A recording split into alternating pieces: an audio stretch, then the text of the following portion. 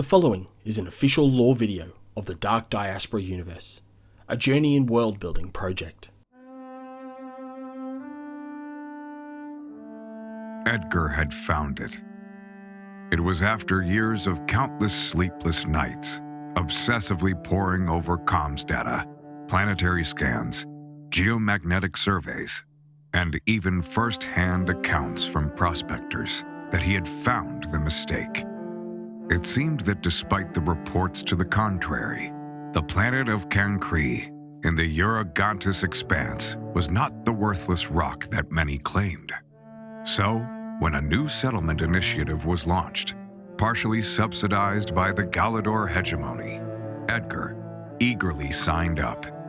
He was obsessed with uncovering this mystery, not only for the potential windfall, but to answer the question that had nagged him ever since he had overheard a brief discussion in a bar months earlier. With newly acquired fog implants and a one-way ticket, Edgar left his job as a pod mechanic on Galador and cast himself into the void. During pre-launch, Edgar had kept to himself, generally ignoring or rebuffing the friendly advances of his fellow settlers, much to their chagrin. In any other situation, such antisocial attitudes might have been a problem, but for Edgar, his priorities lay elsewhere.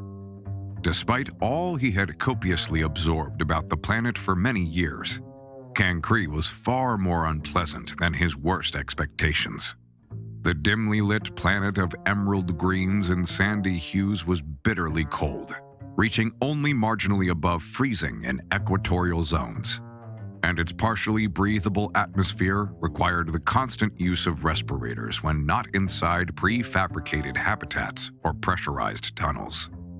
But Edgar knew in the depths of his very soul that the riches lay in the steep snow-covered hills and rocky mountain valleys of the world, and he would stop at nothing to find them.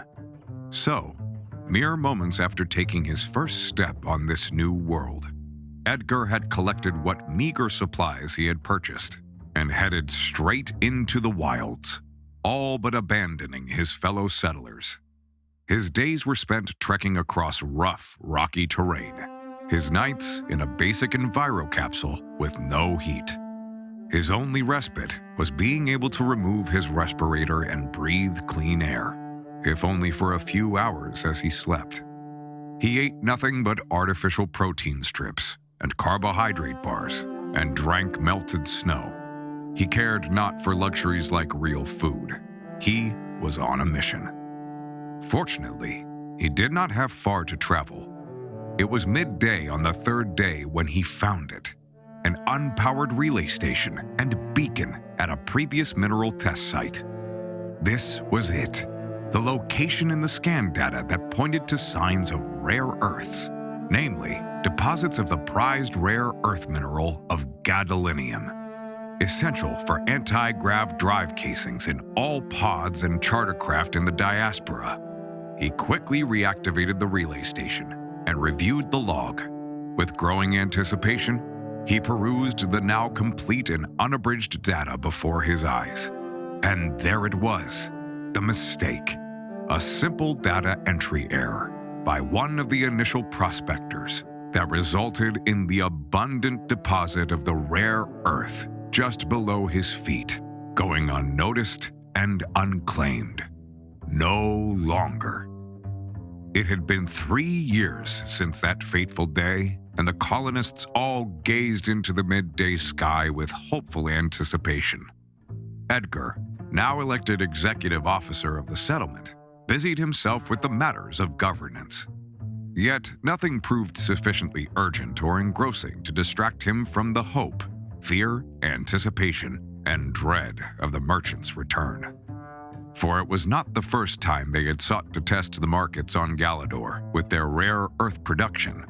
The previous captain, a free flagger, had disappeared a year earlier, shortly after leaving the system, and with him, a partially filled hold of unrefined gadolinium. Yet, there was cause for greater hope this time, with the CSS Argyle informing the settlement of their return to Cancri and their impending arrival. It was only a matter of hours before the townsfolk of the hamlet, now colloquially called Gadolin, cheered through their respirators as the silver and black of the winged starcraft broke through the atmosphere and made landfall near the township.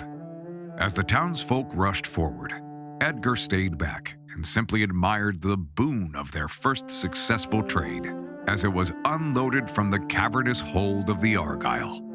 Medical supplies, food, machinery, tools, seeds, and greenhouse equipment, and even prefabricated lodgings were soon laid before all to see, a bounty of plenty and of potential.